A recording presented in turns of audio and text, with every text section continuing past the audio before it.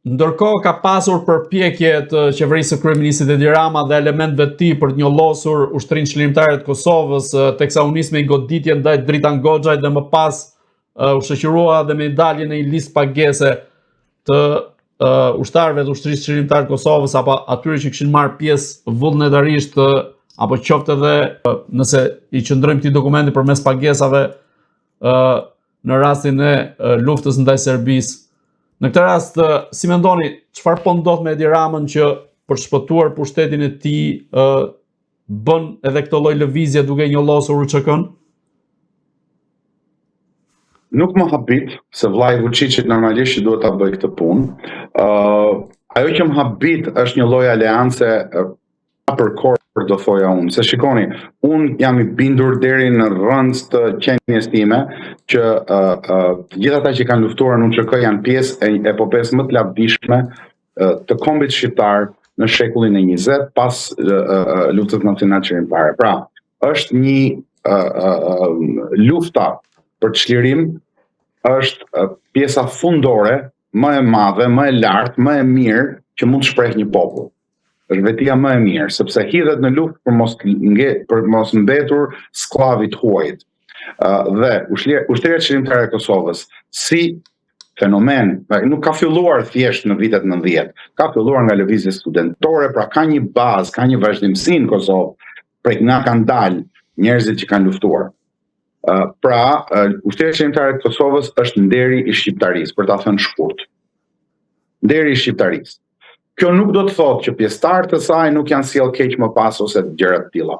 Tani, kur vjen puna që merremi me gjëra jashtëzakonisht shumë meskine të vogla, a është paguar dhe sa është paguar X apo Y, kjo është pastaj shmangje e vëmendjes. Me sa di unë, Dritan Goxhaj e deklaroi dhe u sfidua që të deklaroj komandantin dhe e deklaroi, ishte Bislim Zyrabi. Se sa ka luftuar, se sa kontribut ka dhënë, është një gjë që nuk mund ta vendos dot Edi Rama dhe nuk mund ta vendos dot asnjë tjetër i cili nuk ka marrë pjesë në luftë. Edhe unë po tisha, nuk them dot që ka luftuar apo jo shumë ose pak, sepse unë nuk kam qenë aty luftë. Unë kam bërë pjesën time në Shtetet Bashkuara të Amerikës, por nuk kam qenë luftë. Ata që kanë qenë luftë nuk diskutohen. Kanë paguar se kanë paguar është çështje tjetër. Pastaj, kjo ndahet me figurën politike të Dritan Goxhajt. Figurën e tij politike e vendos Dritan Goxhaj me qëndrimet e tij e të tjera. Po kontributin luftë nuk duhet vendosur në dyshim për arsye meskine dhe të vogla. Pse e bëjnë këtë punë? E bëjnë sepse Edi Rama nuk ka kurrë tani më shpreh të mbesa, ai përpiqet të njollosë gjithkënd. Sigurisht që ndoshta dhe interesojnë disa njerëz që të dalin dhe t'i nxjerrë në krye për t'i anatemuar dhe eliminuar nga skena, ndaj dhe atë e shqetëson jashtëzakonisht shumë dhe parinë e Tiranës e shqetëson jashtëzakonisht shumë mungesa e një lideri të veçantë.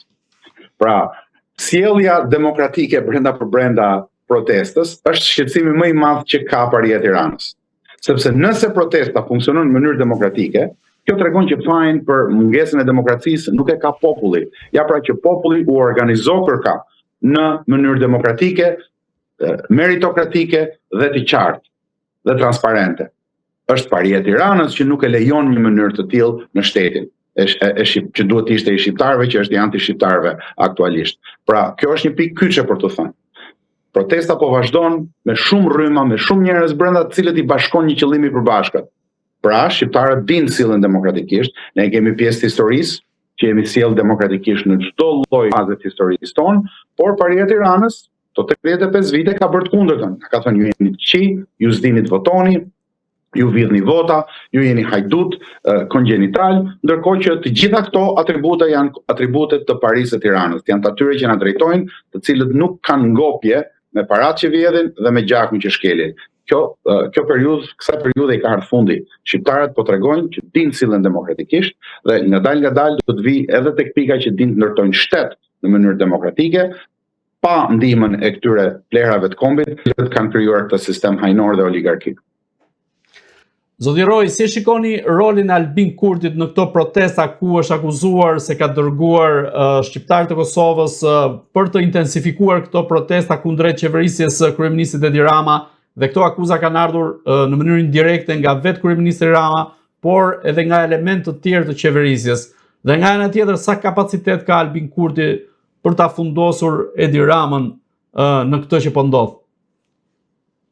Lojrat meskine të brendshme midis kryetarëve të shteteve që janë të dyja shtetet shqiptare nuk janë të dobishme dhe nuk e shoh këtë pjesë, pra nuk e shoh ardhjen e shqiptarëve nga Kosova si ndërhyrje e Albin Kurtit. Nëse Albin Kurti ka ndërhyrë me strukturat e veta në mënyrë që të dëmtoj Edi Ramën, thjesht ka bërë gjë më të gabuar të mundshme se nuk e kupton Shqipërinë.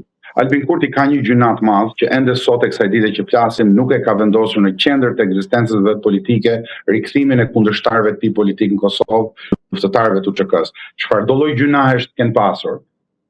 Ata janë luftëtarë, komandantët e UÇK-s duhet jenë në Kosovë, mbahen prej 5 vitesh e gjysmë tani më në një paraburgim kriminal, Korret Veriu gjendet dhe Albin Kurti si shtetar, po t'ishte shtetar, duhet ta kishte bërë këtë punë. Përkundrazi, ai fut spica, ai fut ndasi, ai fut përçarje, me gjithë ka shumë gjunahe se ka ardhur kohë që edhe pjesa e luftës tani më po sheh në mënyrë meskine, është një problem shumë i madh në Kosovë. Të gjithë shohin deri tek pragu i Katundit vet. Pra, edhe ata që kanë luftuar etj janë duke u sjellë në mënyrë të çuditshme, do thoja unë. Ajo dalja e pa dur e Ramush Haradinajt ishte një gaf politike e nivelit amatoresk. Pikërisht, si e shpjegoni deklarata të tillë që flamuri UÇK-s nuk duhet të jetë në protestë? Po ju a shpjegoj. Ja ka kërkuar Edi Rama apo? Atëherë, mos merremi me meskinitete. Deklarata e Haradinajt ishte një gabim gaf politike e nivelit amatoresk. Shoqata e veteranëve të UÇK-s ka të drejtë kërkoj mos përdhosjen e flamurit të UÇK-s. Pra, nëse flamuri i UÇK-s përdoret për truke politike, për të rrëzuar njërin apo për të favorizuar tjetrin brenda Shqipërisë, ajo deklaratë është e drejtë. Por, nga ana tjetër, edhe unë jam i njohur që në protestë shkoj me bluzat UÇK-s dhe kushdo shqiptar tjetër që ka gjak shqiptar e nden veten shqiptar, nuk mund të pengohet të ndjehet si pjesëtar shpirtëror i asaj që përfaqëson UÇK-ja. Pra, përsa kohë që nuk ka ndërhyrje strukturore brenda për brenda dhe nuk ka ndërhyrje të organizuar, por janë individ të cilët mund të kenë marrë pjesë në luftën e UÇK-s dhe të cilët kërkojnë që të bëjnë gjën më të duhur për shqiptarët, nuk ka asnjë lloj problemi. Simbolet e UÇK-s janë simbolet e gjithë, nuk janë simbolet e veteranëve. Por nga pikpamja tjetër, nëse merret dhe përdoret politikisht për lojra meskine, aty në atë pikë do të kishte drejt organizata e veteranëve të luftës. Por si gjithmonë, të gjitha palët e drejtojnë gishtin tek njëri tjetri, dhe siç thash, Haradinaj bëri një gaf të madhe politike, nuk duhet ishte përdorur në atë lloj mënyre, por asgjë nuk i heq kjo kontributit të tij dhe të familjes dëshmora në familje. Ka disa vëllezër që edhe janë burgosur, edhe janë vrarë në luftë. Pra, asgjë nuk i heq kontributit të tij, as Hashim Thaçit gabimet e mëvonshme nuk ja heqin kontributit të tij, dhe as vuajtjeve të pamshirshme që kjo gjykatë bëri familjen Thaçit të duroj, kur nuk shkoi dot as në varrimin e Tjatit. Për kulturën nuk ka fyerje më të madhe për një personazh i cili u paraqit vetë në gjykatë e të tjera e të tjera. Pra, këtu kemi të bëjmë me dy plane. Plani i parë është që komandantët janë në një gjykatë antishqiptare, albanofobe, që vazhdon të shtyjë verdiktin për këta komandant politikisht, sepse din që do të ketë zgjedhje të reja në Kosovë. Nga ana tjetër, kemi përdorimin e simboleve të UÇK-s edhe nga krahu i luftës për të justifikuar veprimet e tyre. Të dyja janë të gabuara. Zoti Roj, si e shikoni figurën e Albin Kurtit? A është ai një figurë përbashkuese e kombit shqiptar që shpeshherë ka pasur edhe tezën e bashkimit të Shqipërisë me Kosovën? Kjo që po më thoni ju është një risi, se unë nuk di që Albin Kurti qyse është bërë me pushtet ta ketë pasur këtë tezë. E kanë disa njerëz që para janë... se të vinden në pushtet. Të lutem lër ta përfundoj. Albin Kurti para se të vinte në pushtet, ato janë retorika politike për të kapur pushtetin. Unë nga momenti që ka hyrë në pushtet nuk di që Albin Kurti të ketë punuar për bashkimin e shqiptarëve. Ka njerëz afër tij që janë atletar të flakë që kanë provuar me shumë çka që e duan bashkimin e shqiptarëve, pikpamja teorike, nga pikpamja praktike etj. Por Albin Kurti vetë ka bërë të kundërtën e Bashkimit Shqiptarëve, por duhet thënë ka legitimitetin e popullit të Kosovës. Dhe nëse populli voton, Albin Kurti ka përgjegjësinë që të gjejë zgjidhje, sepse ka votuar populli gati 50%. Me gjithë ulje në zgjedhjet e fundit, ka një masë të madhe të njerëzve në Kosovë që janë jashtëzakonisht shumë militantë të Albin Kurtit. Atëherë Albin Kurtit i bie përgjegjësia që të gjejë një rrugë ku të ecet përpara jo për pushtetin e Albin Kurtit dhe të njerëzve vërdall ti, as për pushtetin e X dhe Y-it, por një rrugë të mesme që t'i shërbej kombit shqiptar. Në gjykimin tim, kjo rrugë e mesme është një qeveri e përbashkët, e cila të ketë një kryeministër jashtë politikës në Kosovë, të pranuar nga gjitha palët, i cili të drejtojë këtë proces në këtë pikë shumë delikate ku po vendosen fatet e shqiptarisë, sepse Kosova, sipas meje, është zemra e shqiptarisë dhe këtë nuk e luan as topi. Pra, vendosen fatet e Kosovës, fatet e shqiptarisë, atëherë Albin Kurti duhet gjejë një mënyrë.